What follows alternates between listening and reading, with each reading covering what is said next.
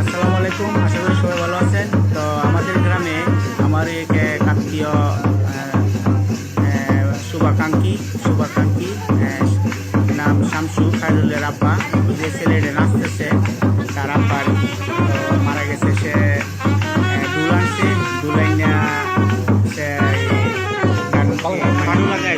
বাজাইতেছে আর সে নাচতেছে। তো আসলে আমার জন্মের পরে এই প্রথম ফার্স্ট টাইম দেখলাম যে বিবাহ বাড়িতে মৃত্যুর বাড়িতে যে বাজনা বাজায়া সে নাচা বিদায় দিতেছে।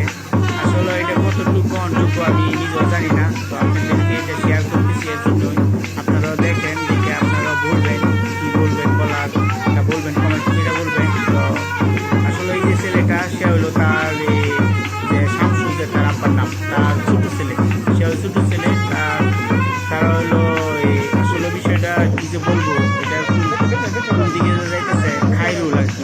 এই যে আপনার এই যে এখানে এলো এই যে খাডুলা, এইদিকে খাডুলা, আর ওই দিক দিয়ে পদ্মার ভিতরে আছে মাছ গোসল করাবে, দুলের পিছনে পদ্মা আছে, ওটার পিছনে গোসল করানো হবে।